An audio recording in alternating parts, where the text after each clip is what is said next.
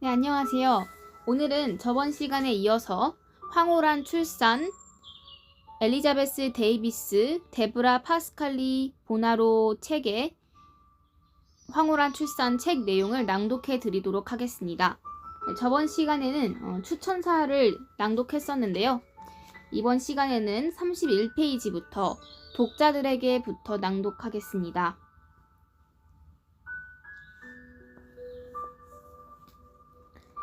독자들에게 전 이런 황홀한 경험을 상상조차 못했어요. 출산의 희열에 대해 읽어본 적은 있지만 제가 그만큼 열려있다고는 생각지 못했거든요. 전 신중한 편이에요. 너무 조심스러워 하니까 사람들이 예전에 난산을 겪은 적이 있느냐고 물을 정도였어요. 하지만 이번에는 자궁이 강하게 수축될수록 더 큰 흥분이 느껴졌어요. 아기가 나올 때 느껴진 오르가슴은 전혀 예상치 못한 것이어서 저는 며칠 동안이나 사람들에게 그 얘기를 떠들어댔지요. 남편은 제 말을 듣고 마음의 짐을 덜었어요. 남편은 강렬한 쾌감이 주어진다는 사실에 깜짝 놀랐고 제가 그 수혜자라는 사실에 기뻐했지요. 하지만 저는 아기 낳은 이야기를 할 때 오르가슴이란 말은 꺼내지 않아요. 대부분의 사람들은 그건 불가능한 일이라고, 저 여자가 미친 게 분명하다고 생각할 테니까요. 영국의 베스에 사는 버지니아 W. 자연 출산의 과정은 보통 3단계로 나뉜다.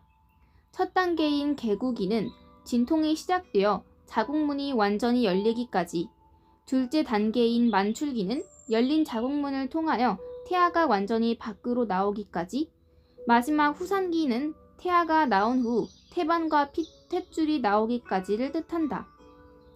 이 중 오르가슴의 경험은 주로 둘째 단계인 만출기와 깊이 관련되어 있다.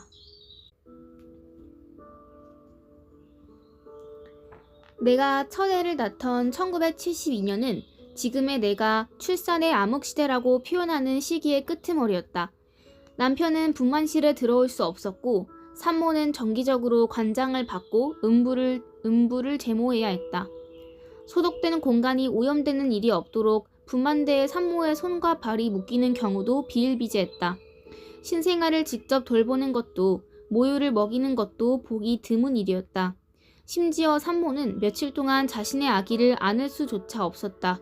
거의 모든 산모는 가족의 보살핌이나 마음의 준비 없이 아기를 낳았고 출산을 유도하는 약물로는 데메롤과 같은 마약성 진통제까지 남용되었다.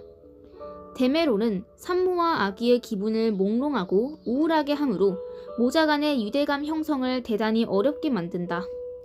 내 의지와는 무관하게 나는 위에서 언급한 온갖 굴레를 뒤집어 쓴 채로 병원에서 첫 애를 낳게 되었다. 나는 임신을 한 후에 몇 달이나 조산사를 수소문했지만 도무지 찾을 길이 없었다. 그러다가 이미 두 아이를 집에서 낳아본 경험이 있는 한 임신부를 알게 되었는데 그녀는 나를 도와주겠다고 약속했을 뿐만 아니라 자신의 출산 과정을 곁에서 지켜볼 기회까지 주었다. 그것은 더없이 감동적인 광경이었고 나는 나 자신의 출산에 대해서 더욱 큰 기대를 품게 되었다. 하지만 불행하게도 진통은 예정일보다 한 달 빨리 시작되었고 당시 그녀는 멀리 떨어진 곳에 있었다. 처음엔 우리끼리 집에서 그냥 나아볼까도 생각했지만 만약의 경우에 고물 트럭을 타고 2시간이나 병원으로 내달릴 생각을 하니 막막했다. 게다가 밖은 곧 눈보라까지 퍼부을 기세였다.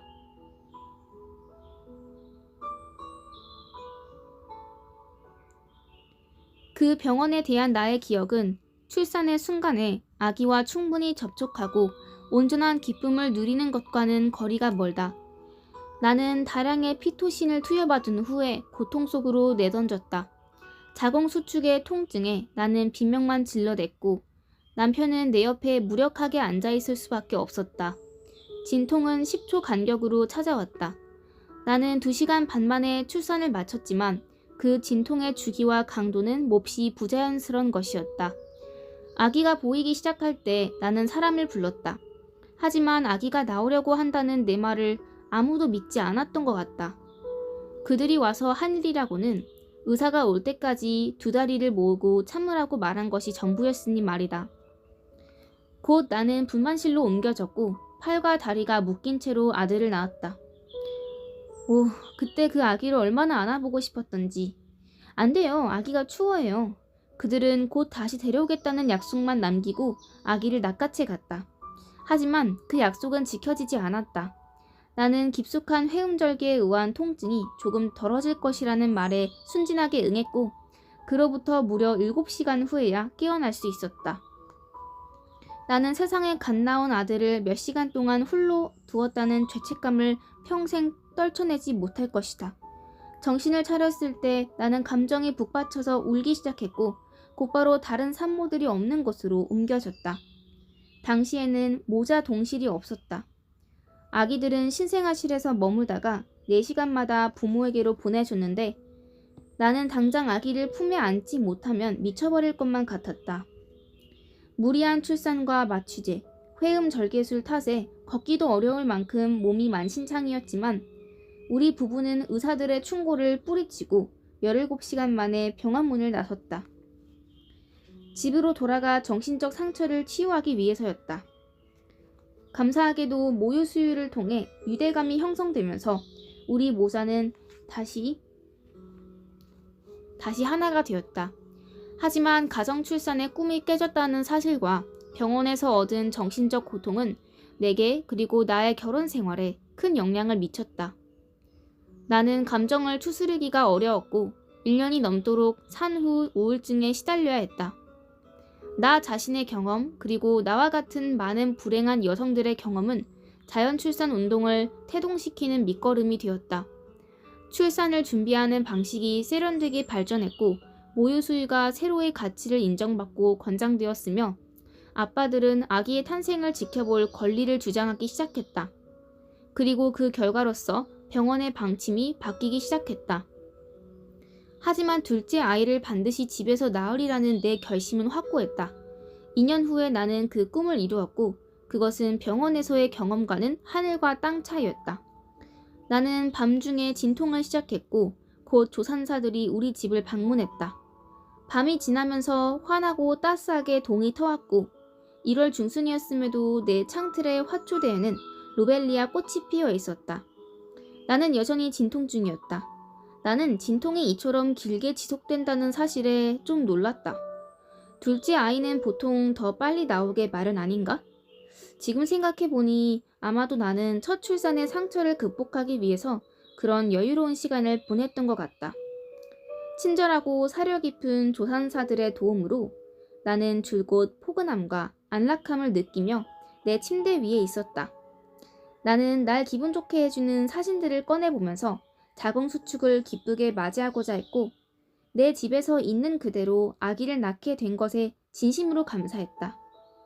2살 난 첫 애는 친구들이 정성껏 돌봐주고 있었고 남편은 한시도 내 곁에서 떨어지지 않았다.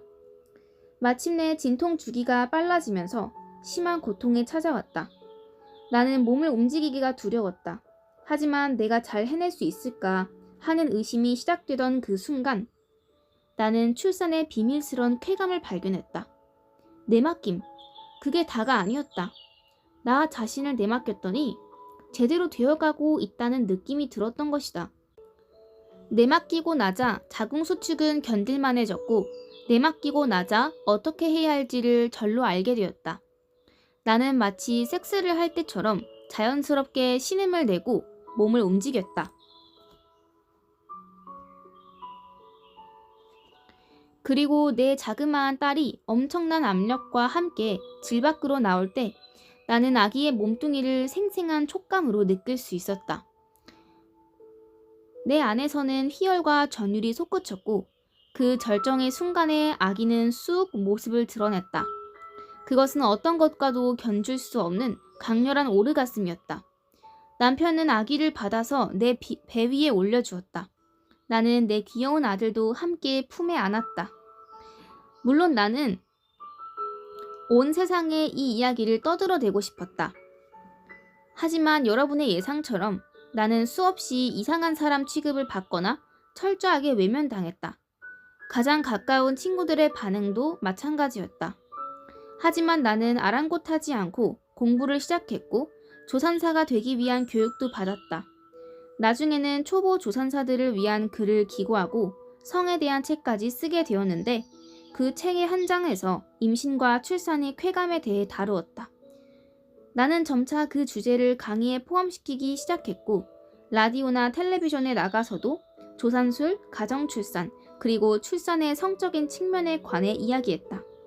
물론 신뢰를 잃지 않기 위해서 신음이란 단어를 함부로 내뱉진 않았다. 시간이 걸리긴 했지만 그렇게 나는 아기를 낳을 때 오르가즘을 경험한 다른 여성들을 하나둘씩 만나게 되었다. 우리는 최고의 섹스 경험까지 털어놓을 기세로 솔직하고 즐겁게 그리고 감탄하면서 서로의 이야기를 나누었다. 우리는 왜 우리에게 그런 일이 일어났는지 그리고 왜 다른 많은 여성들은 그렇지 못한지가 궁금해졌다.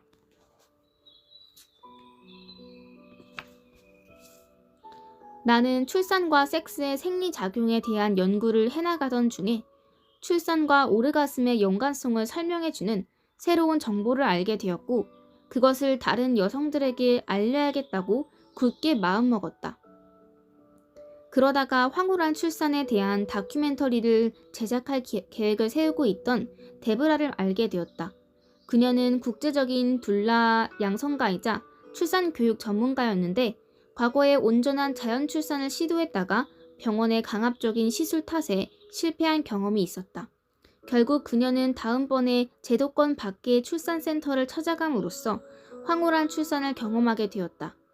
그녀는 출산의 선택권을 여성들에게 되돌려주고 싶어 했고 출산에 대한 두려움이 팽배해지고 약물과 의료기술이 남용되면서 출산의 성적 측면이 회방받고 있다는 사실에 주목했다. 우리는 만나자마자 마음이 통했다. 우리는 산모와 그 가족들에게 출산의 아름다움과 선택권을 되찾아 주겠다는 같은 꿈을 꾸고 황홀한 출산 경험들이 모이면 우리 사회의 토대까지 변화시킬 수 있다고 믿고 있다. 황홀한 출산을 무엇라 정의해야 할까? 넓게 보면 출산을 즐거운 것으로 표현하는 모든 산모가 황홀한 출산을 경험한 것이고 좁게 보면 아기가 나오는 순간에 오르가즘과 같은 성적 희열과 근육 운동을 실제로 느낀 산모들의 경험이 그에 해당한다. 우리가 인터뷰한 많은 산모들은 아기가 나오기 직전에 질 부위에서 상당한 압박과 흥분을 느꼈고 곧이어 아기가 나오면서 엄청난 감동과 해방감이 찾아왔다고 고백했다. 따라서 당사자가 그 순간을 되돌아볼 때마다 행복에 젖는다면 그리고 출산이 육체적으로나 감정적으로나 만족스럽고 온전하게 이루어졌다면 그것은 황홀한 출산이라 말해질 수 있다. 그럼 진통이란 문제는 어떻게 이해해야 할까? 우리는 아기 낳는 일을 악몽처럼 묘사하는 이야기들만 들으며 살아왔다. 그렇지 않은가? 이 문제는 일부에서 더 자세히 다루겠지만 우선 한 가지 사실을 짚고 넘어가자. 지켜보는 존재가 있을 때는 모든 포유동물이 출산을 중단한다. 실험쥐를 유리상자 속에 넣고 관찰해 보면 이 사실을 분명하게 확인할 수 있다. 마찬가지로 인간도 개방된 환경에서 아기를 낳을 때는 아드레날린을 분비한다. 그리고 아드레날린은 자궁을 수축시키고 자궁문을 여는 옥시토신의 분비를 억제하는 역할을 한다. 따라서 출산 시에 유연하게 이완되어야 할 자궁문을 아드레날린이 단단히 경직시키는 탓에 대부분의 산모가 심한 진통을 경험하게 되는 것이다. 옥시토신은 사랑의 호르몬이라고도 불린다. 옥시토신은 성적 전휘를 즐기거나 오르가즘을 느낄 때 분비되는데 놀랍게도 그저 애인을 떠올리는 것만으로도 분비될 수 있다. 인간은 신체적 접촉 없이도 성적 흥분을 느낄 수 있기 때문이다.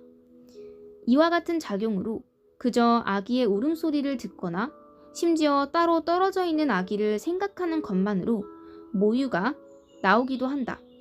이 또한 옥시토신의 영향을 받는다. 평생에 옥시토신이 가장 많이 분비되는 때는 바로 출산 도중, 그리고 출산 직후이다. 옥시토신은 자궁을 완전히 수축시킴으로써 과다출혈을 예방하는 동시에 아기와의 유대감을 높여준다. 옥시토신이 왕성하게 분비되면 눈앞에 누가 있든 그에 대해 호감을 느끼게 된다는 것은 널리 알려진 사실이다. 하지만 인공 옥시토신인 피토신은 이런 사랑과 흥분, 유대감을 일으키지 못한다.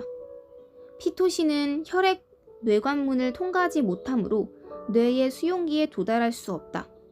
생리학자 마르코스 레이테는 피토신의 투약이 중지된 후에 체내에서 옥시토신이 다시 생산되려면 30분 이상의 시간이 걸리고 그것이 출산 시의 평균 분비량에 가까워지려면 훨씬 더 오래 걸린다는 사실을 발표한 바 있다.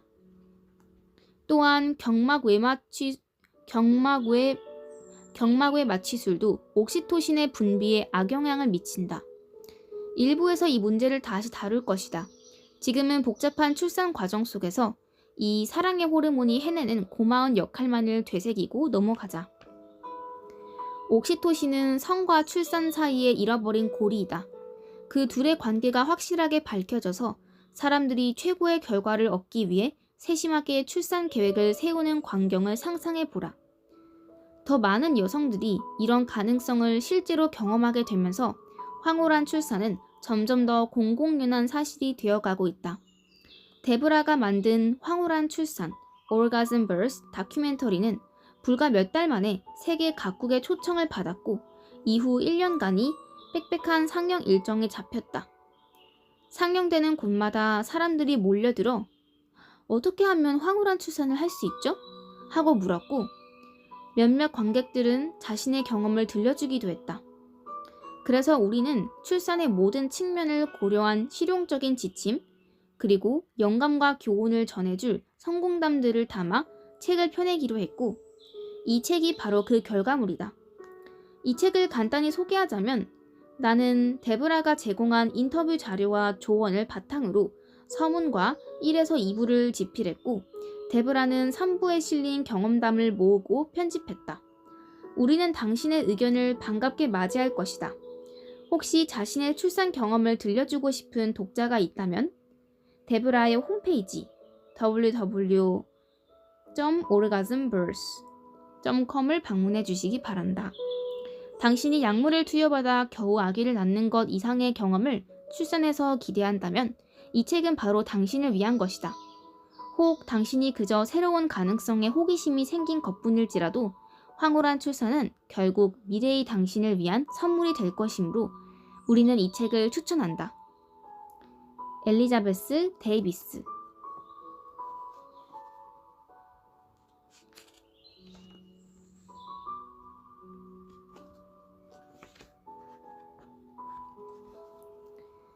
출산은 육체적, 정신적, 감정적, 영적으로 최고의 경험이다.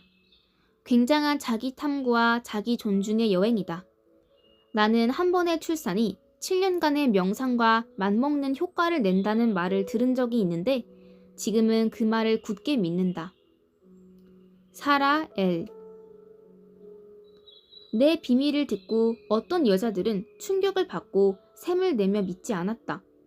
그럼에도 나는 내 생애 최고의 오르가슴을 당당히 말할 수 있다. 나는 아기를 낳은 직후에 엄청난 기운과 자신감, 흥분을 느꼈다. 가장 높은 산을 오르고 가장 넓은 바다를 헤엄치는 일도 문제없어 보일 정도였다. 그것은 믿기 힘든 활력이었다. 패트리샤 A. 출산에 대한 나의 경험은 말로 표현하기가 어렵다. 그것은 신성하고 우주적이고 광대한 무엇이다. 나는 그것에 걸맞은 단어가 이 세상에는 없다고 생각한다. 그것은 다른 경로로는 접근이 불가능한 영적인 경험이며 여성의 진짜 본성과 맞닿아 있다. 그것은 여성들만이 가진 운명과 신비를 열어 젖히며 이 세상을 뒤바꿀 만큼 대단히 강렬하고 강력하다. 디나 제이. 출산은 아름답고 원초적이고 자연스러운 경험이다.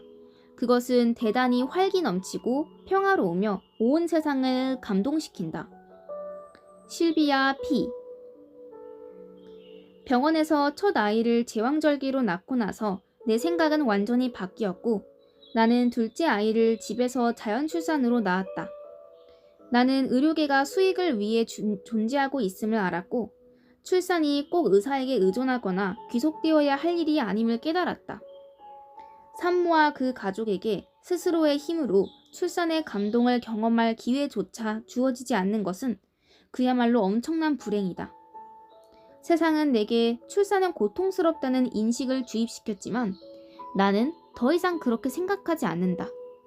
오히려 나는 출산이란 말에서 친밀감, 사랑, 활기, 힘, 아름다움, 진실, 노력과 그 보답을 떠올린다. 제니퍼 H. 책임감을 가지라.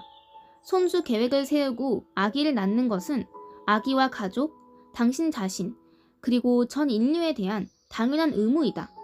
두렵게 느껴질 수도 있겠지만 그 결과는 경이롭다. 제네비브 S. 황홀한 출산을 경험한 비결이 뭐냐고요? 저는 제 집에서 편안하게 그리고 두려움 없이 아기를 낳길 바랐어요. 정말 오르가슴을 느끼려면 두려움을 놓아버려야 해요. 출산에 대한 공포가 깊게 뿌리내린 문화권에서는 게다가 저처럼 첫 아기를 제왕절개로 낳아본 엄마들한테는 시간이 좀 걸리는 일이지요. 저는 첫째는 물론이고 둘째를 자연 출산으로 낳을 때도 그러질 못했어요. 하지만 이번에 셋째를 낳으면서는 두려움을 완전히 내려놓고 그 희열을 만끽할 수 있었지요. 캐서린 H. 나는 자신감으로 충만하고 내 몸에서 경이로움을 느낀다. 나는 나를 엄마이자 여자로 탄생시켜준 것이 바로 내 아이들이었음을 잊지 않을 것이다. 콜린 B. 저는 둘째 애를 낳은 후에 아내를 떠받들면서 삽니다. 저는 군인이고 그래서인지 군인 출신의 정치인 중에서 믿을 만한 사람, 뭔가를 경험한 사람을 한눈에 알아봅니다. 마찬가지로 제왕절개 이력이 있으면서도 둘째를 집에서 낳는 아내를 보니 그녀가 여신처럼 느껴졌고 자연스럽게 제 태도도 바뀌었어요. 이상입니다. 빌 M.